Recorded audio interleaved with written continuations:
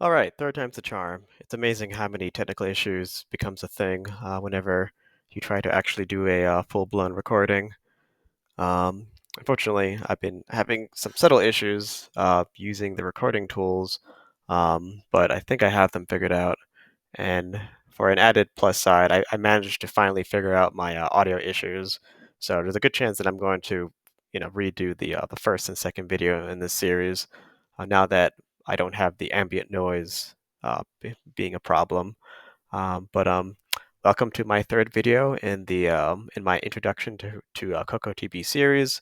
Um, I do think watching the second video in the series, so the one before this one, is a good idea because in that video I go over a little bit on how the simulator works, or at least the aspects of the simulator that relates to cocotb, and then I actually go over a cocotb test, and that test basically covers each one of these subjects here. So as I mentioned in the first video I kind of break down cocotb briefly. Cocotb stands for coroutine co-simulation test bench, and each one of those parts of the acronym corresponds to coroutines, triggers, and simulation handles. And part of the reason why I do highly recommend the second video is that it's kind of you, they all kind of work together, right? So I think it's good to start with an example, and then once you roughly understand the example, then you can do a deeper dive on each one of these major components of cocotb. So without further ado, let's start with coroutines. So coroutines are, effectively think of them as like functions that are capable of telling the scheduler, hey, I'm done for now. Let another function or another operation continue, and then you know um, when there's a special condition, uh, once a special condition occurs, then I'm going to resume my operation. That special condition is an event.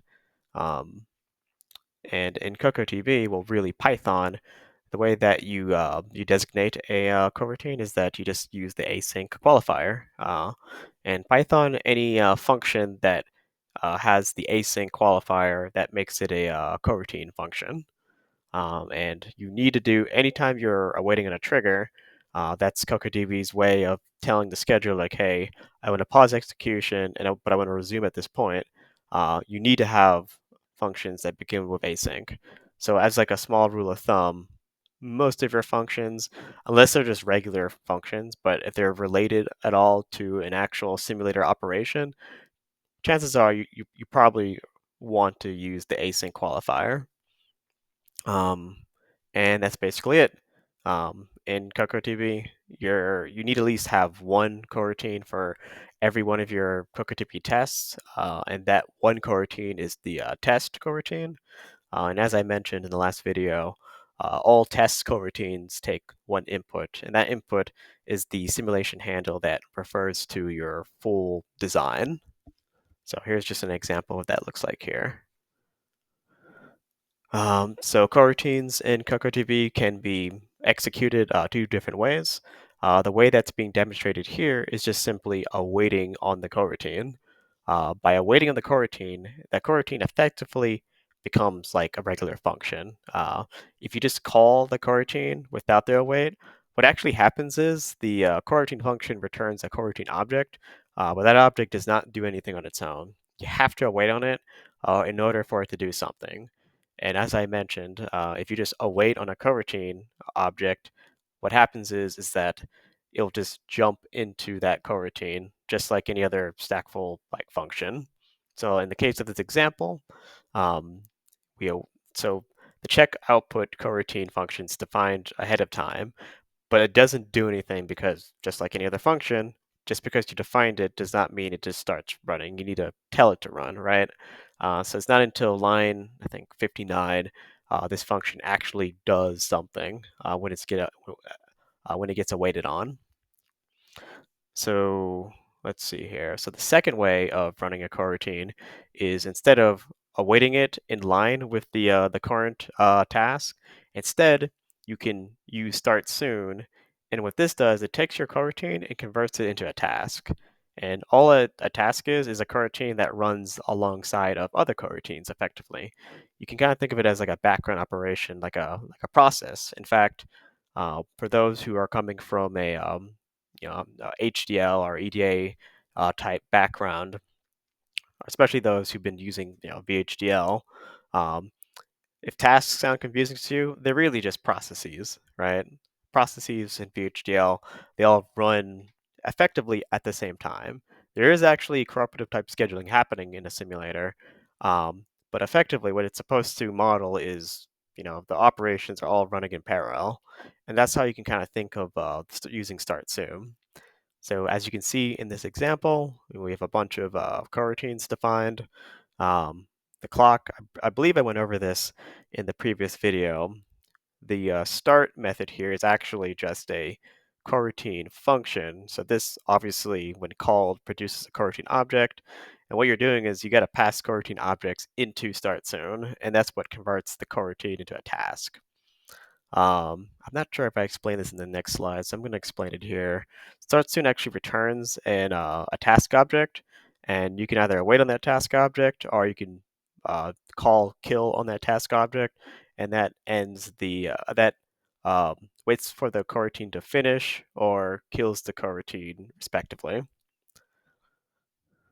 Yeah. So that's it for coroutines.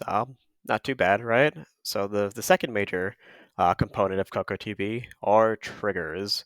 Triggers cause the current task to give up control and indicate back to cocotb when the task should get its control back.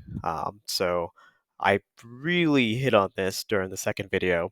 You can think of triggers as the wait until or the wait until / for keyword in VHDL, as was mentioned in the example in the last video.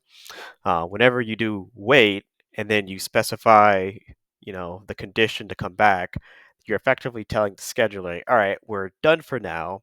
I want another process to keep running.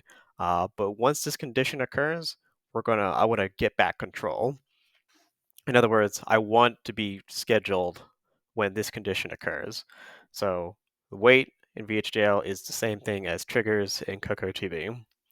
Uh, and that's really all there is to know. Pretty, I consider it a pretty straightforward idea if you're coming from a HDL background. So these are going to be like your common triggers. I'm not sure why I don't have timer here. Timer should be included in this common set of triggers. So the triggers that you're definitely going to use are edge. Edge is effectively the event attribute in VHDL. So you have edge and you pass in your signal, and what happens is you're gonna basically give up control until the signal changes to something else, right? Um, so as you can see here in the first example, that's an example of how edge is used. And oh yeah, really quick. So I did bring this up.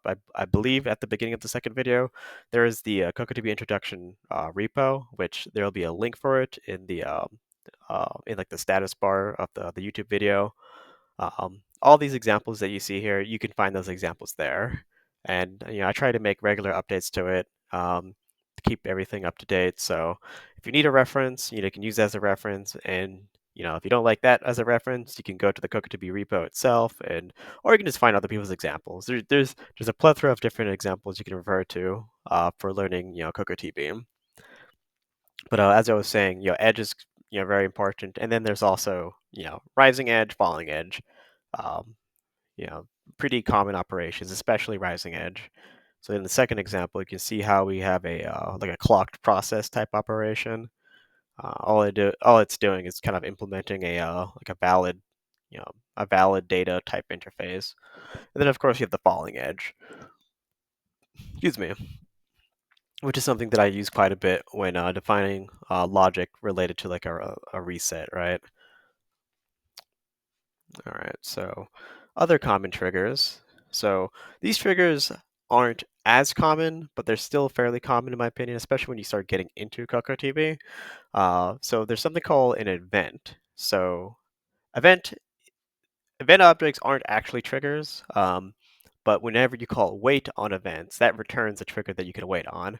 And for those who aren't familiar with events within cocotb, they effectively are events in general, but they're specifically used to synchronize operations between different uh, tasks, right? So you have a task, right? And you want, task B not to continue until task A says it's safe for task B to continue.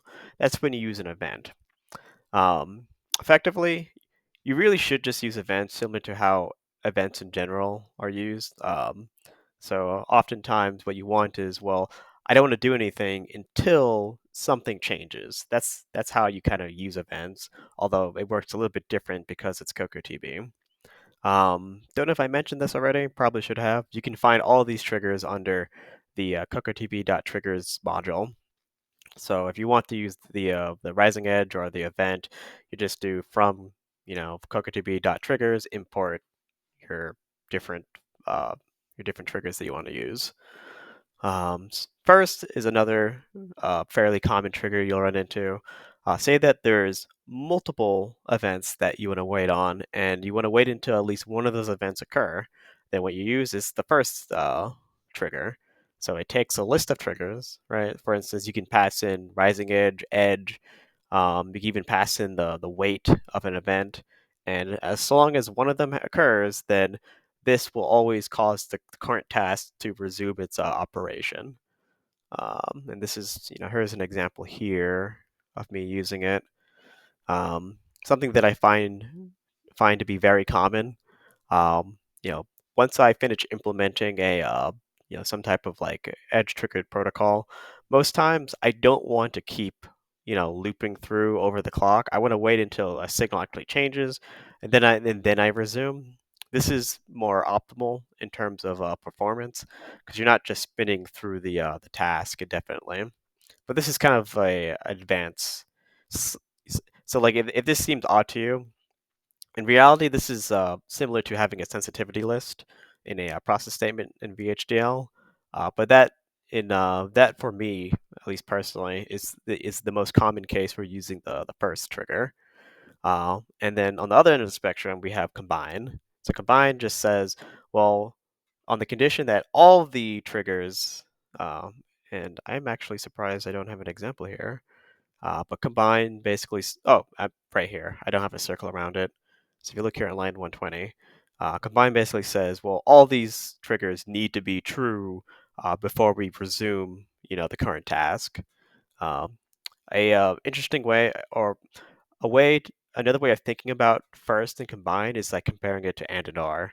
Combine is effectively, anding all these events together, right? Like wait, and then you have your list of events with and separating each of them.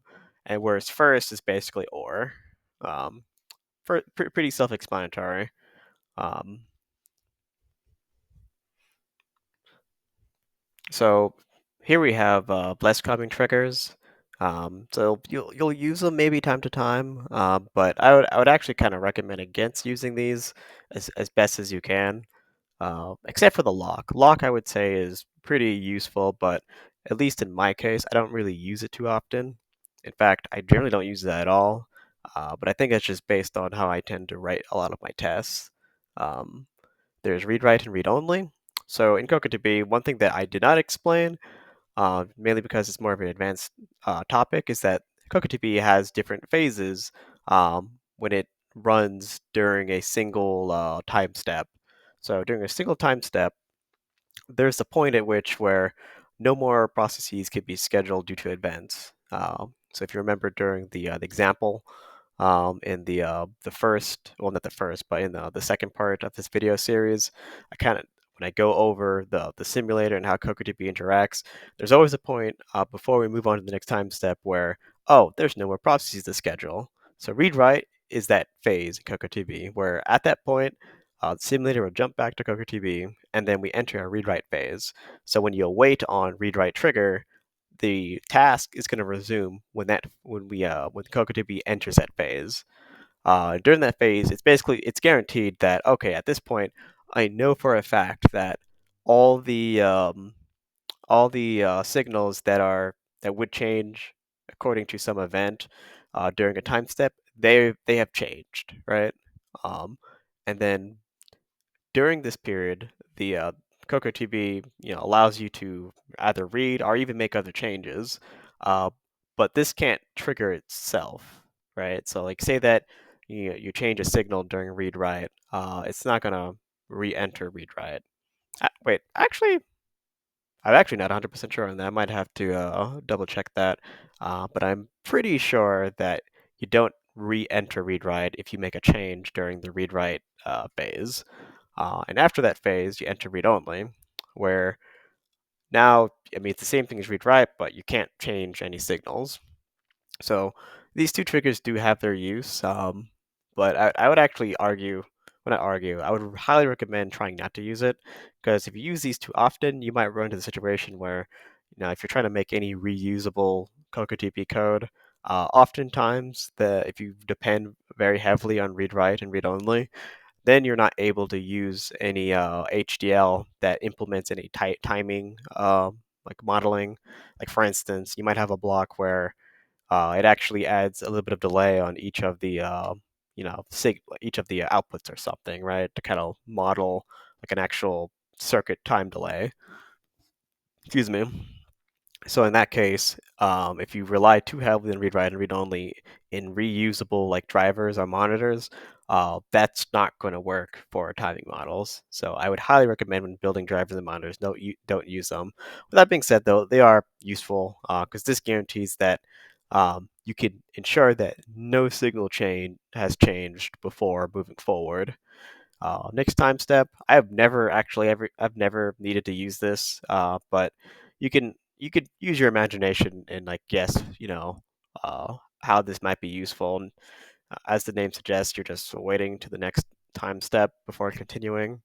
If you need to do something before the clock for whatever reason, this is what you would use.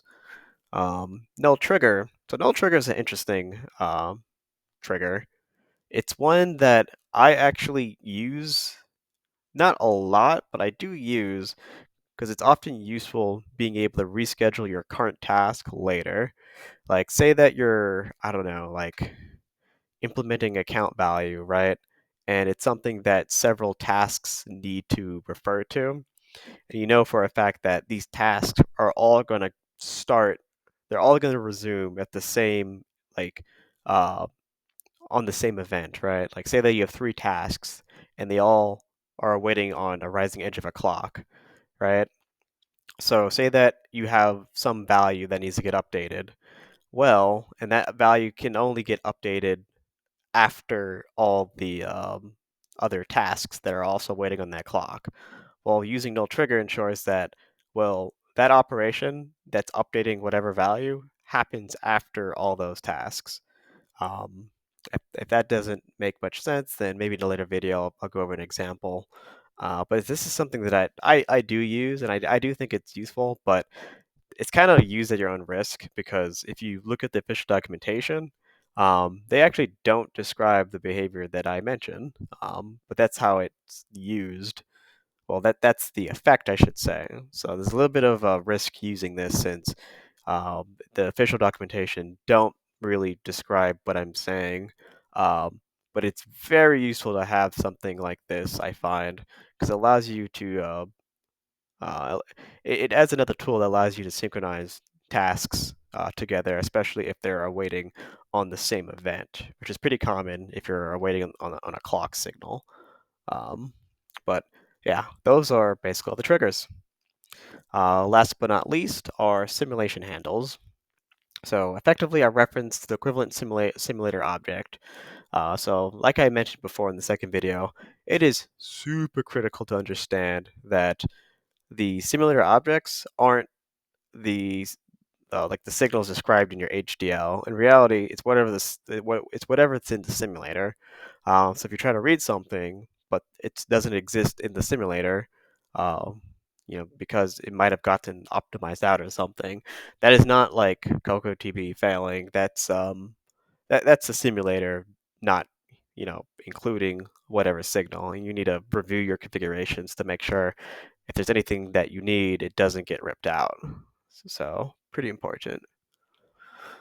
Um, so yeah, here's just an example of this is going back to the original example. So when you have your test coroutine, so this becomes a task when it runs. The simulation handle that refers to the top gets passed in. So as you can see in this example, top.a, you see a here is right under simulation handle underscore example. And since this is the beginning of the simulation, this should be 1 because A got initialized to 1. And you can see it here. Notice the dot value. The dot value property is how cocotb is able to. Basically, that's it's through this property that you're able to read values or set values in cocotb. And here are a few other examples of you can dive into a what's it called? Do you have you have an arrow here. So you do dot the name of whatever instantiation, and you can actually dive deeper into like subcomponents within your design. So I believe this is is it a block? Uh, so I don't show it here, but you'll have to trust me that this delta example also has a in it. and and then this is a generator statement.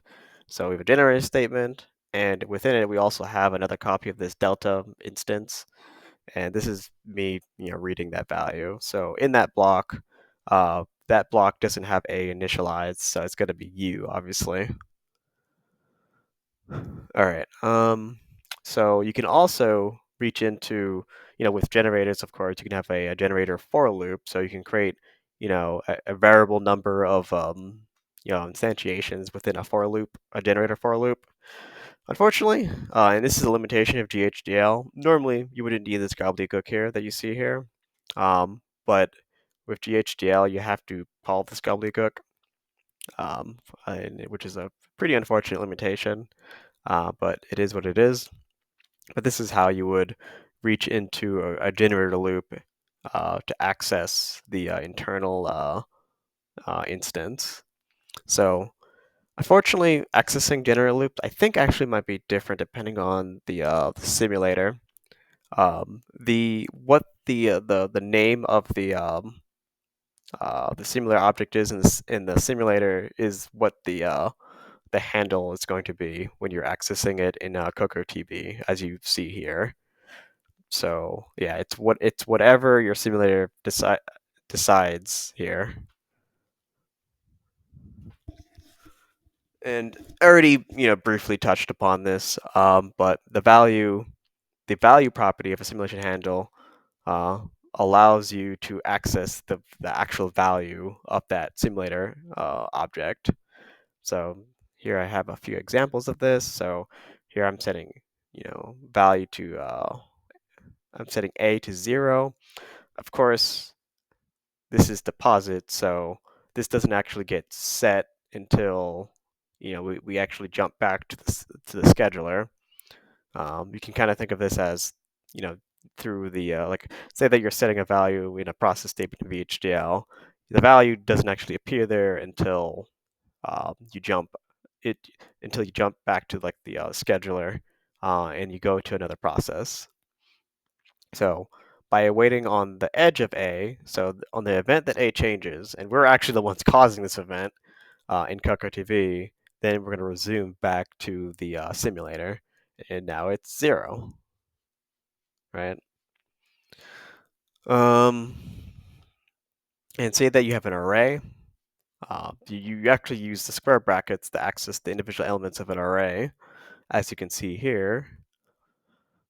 Um, so one tricky part about simulation objects or simulation handles is that when you try to retrieve the value using the dot value property, excuse me, you don't actually get back like an integer. You get back a different type referred to as a binary value. And this is the type that you find with cocotb.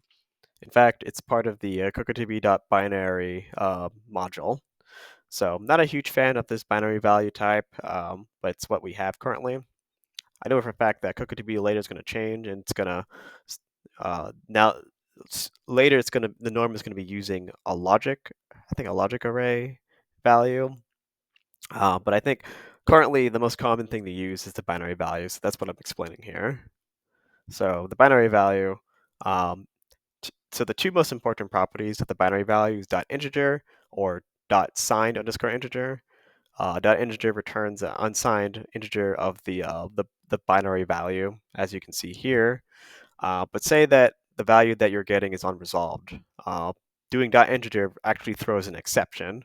So instead, you got to do dot bin string for binary string, which all it is just returns the same value, but zeros and ones, but in string, um, like a string of characters, as you can see here.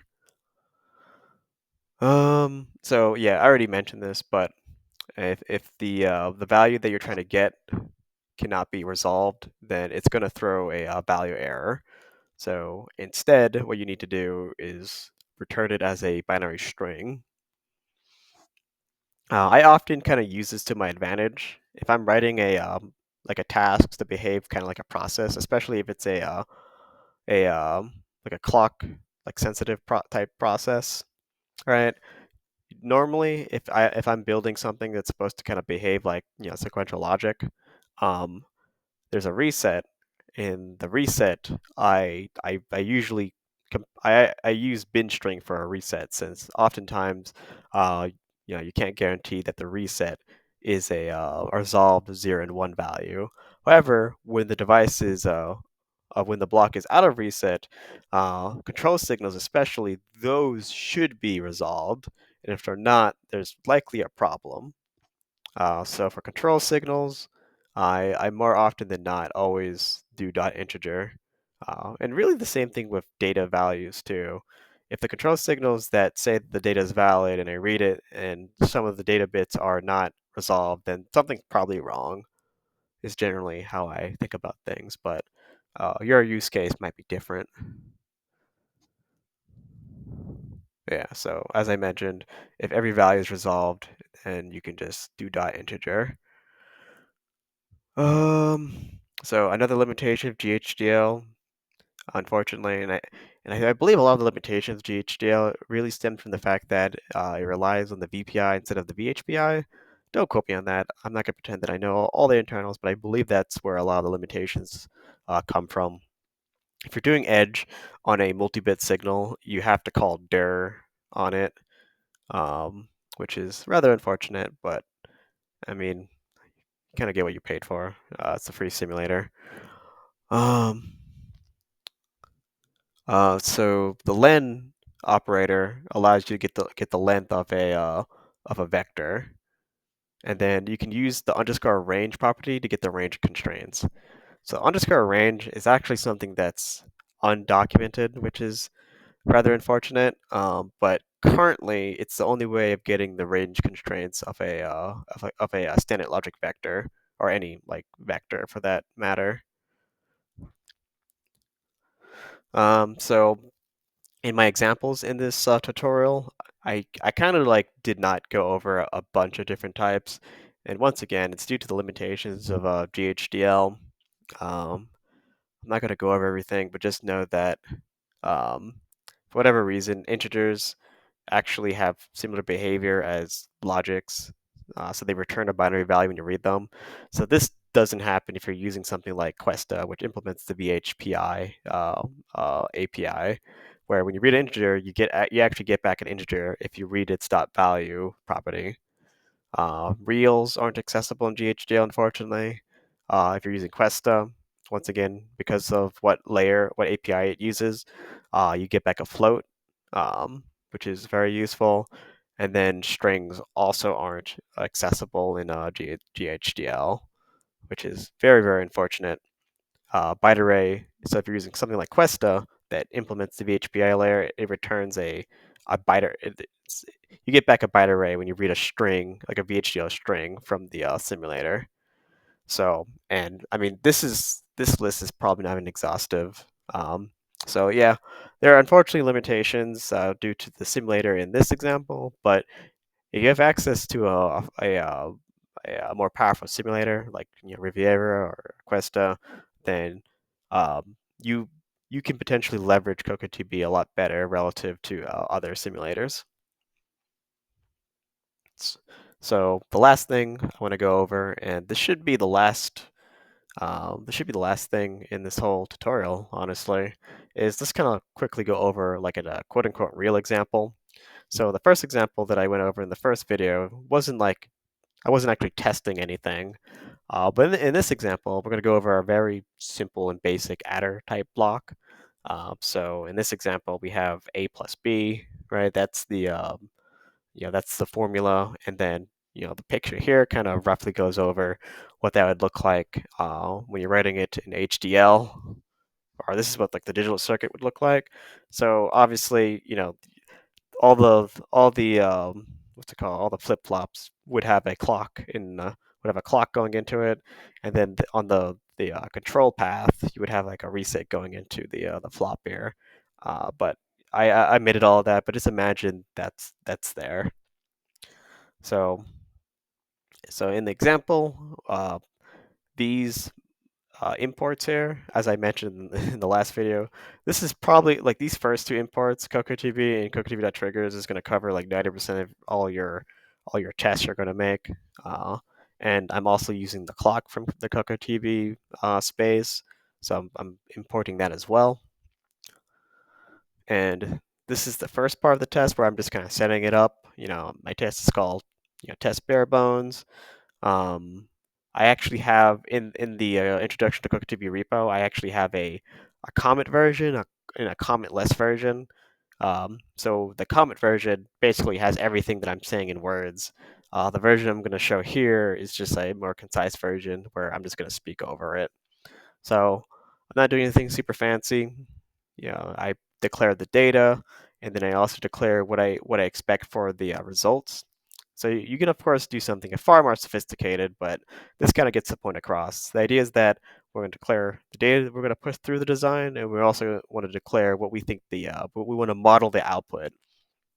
So in other applications, a lot of times it's better to have like a separate class or function that models the output, and then you determine the result as you need to score. But for this simple example, I just do it in line with the data. And for this example, I'm going to define 3 separate tasks. So these will get called later at the same time, and they'll all run at the same time. As I mentioned before, this is basically similar as creating 3 separate processes. One that drives the reset, one that drives the input, and one that checks the output. So drive reset, pretty simple. Make sure the reset is initialized to 1. And for 2 clock cycles, right? So for, this is going to loop through twice, so waiting on the rising edge each time. It's going to wait and then set the reset back to 0. So assert basically is going to assert for 2 cycles. For the input, a little bit more sophisticated. So for each A and B value in the A data and B data, it's going to keep trying to apply the data until the data is applied, and then move on to the next A-B pair. So in this process block, I wait for the rising edge of the clock. So I was like, all right, basic way of creating sequential logic. And now I'm going to check to see if the reset's high. And if it's high, then we're just going to keep looping until the reset goes low. And every time the reset's high, we're going to make sure the input valid is 0, right? Because, the AB valid is a control signal. It's a valid signal here. And then if the reset isn't high, it's deasserted, then we're going to apply A and B and then make sure the AB value is set high. And of course, we're going to keep doing that until all the data is pushed through. And then at the end of it, make sure valid goes low. Reset the valid. All right, so now for reading the output, I just check to make sure that the reset isn't asserted, and then If the output valid is high, then just sample the data, and then I compare it to the expected data. So I'm doing this for every expected data that's in the array of expected data. And that's basically it. So I start up all the tasks. I actually await on the check output simply because the check output is going to determine when the test is over. That's the last step. So what I could do is I can start soon everything and then do combine, which I actually like doing more, even though it's a bit more verbose.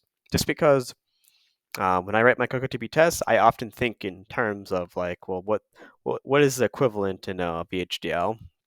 I just think in terms like that. So I often make a lot of separate tasks that all run independently, and then I just kind of wait until all of them are finished, and then I know. Well, okay, so I should point out that I wouldn't include the clock in the combine. That'd be separate.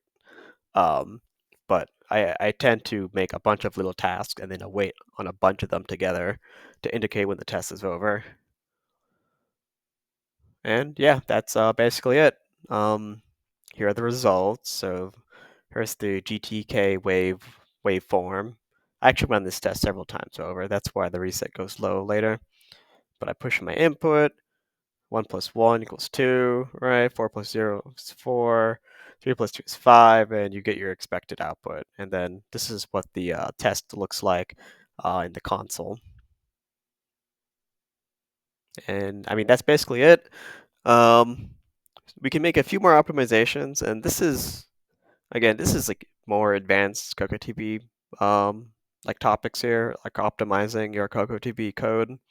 Optimizations effectively are the majority of your operations is really just making sure that you're not looping through things as much as you're trying to minimize the amount of loops that you're having in your code. And when I say loops, you're really minimizing the amount of jumps that you're having. Um, so let's look at these examples. So this is a snippet of the what I call the valid driver. It's an interface that has a valid control signal and the data. When the valid's high, it indicates that the data is valid. In it, we have a reset logic where if we detect a reset, we want to reset the valid, going into the design. But we want to wait until the reset goes low before we continue. So without the statement, this block will still work, right? It'll just keep looping over the rising edge. But what happens is it's going to loop back to rising edge, jump to something else, and on the next clock cycle, it's going to redo it, um, which functionally works, right? And that's really all you need to do. But the advantage of waiting on the falling edge is that, well, now we're gonna don't bother jumping back into this task until the reset's low, right? Which makes sense because we're not gonna the thing's not gonna it's not supposed to be doing anything until the reset's deasserted. The same idea is applied with the using the first down on the bottom. I basically check for the conditions where um, I basically check for the conditions that indicate I know for a fact that this task will do something, but there's no reason to jump back to the task if I know for a fact that the reset went back high or there's nothing on the message queue. So I didn't go into this, but in this design, I have a queue where I pass the messages to the driver. So that way I can have another task, send messages to the driver. Uh, More advanced topic stuff. The point is, I know for a fact if I don't have anything to like drive onto the driver, or if the reset goes high, there's no reason to keep looping back onto the into this loop. And if you can figure out the places in your code where you can avoid having to jump back and forth, you can potentially save yourself a good deal of processing time. Um, Pause control until several tasks have completed. So I kind of briefly touched upon this. This isn't necessarily a huge optimization, and I don't think it necessarily saves you anything. But like I said before, To me, it often makes more sense to make a bunch of tasks and then wait until those tasks finish. In this simple case, we just have a single data that we're driving in and a single check, right? But you can imagine for a more complex design, you might have a bunch of tasks, right? And you want to wait until those tasks are finished before saying that the test's done. Um, so that's not really applicable in this simple example, but this kind of demonstrates how a more complex example might look. And I can't scroll any further. That concludes the end of this tutorial video. So in this tutorial video, well, first of all, thank you to those who actually got to the end here. Really appreciate um, anyone who took the time to come to listen, and I hope that you guys learned something. I do think using CocoTV offers a lot of advantages. The first video, I do go over what those advantages are, but really it boils down to, you have access to Python, and Python is a super productive language because it allows you access to a relatively simple language to program in, at least it's a quick language to program in, and then there's so many different distributions that you can get your hands on that allow you to either connect to other languages, right, or just allow you to extend the capabilities of Python, right? Like there's a lot of reusable libraries. There's Anaconda, NumPy, JPEG libraries. You can even do PyUVM if you need more sophisticated verification test benches. It opens up a lot of options, right? And it doesn't prevent you from using anything that's in the HDL already. It's co-simulation, but that basically covers it. I actually am going to do some cuts in this video. Um, the section where I go over the lesser common triggers, I fumbled that pretty bad. I did not prepare to do that slide, so I basically restarted in the middle of the presentation. But yeah, thanks again for listening, and I hope you guys have a nice day.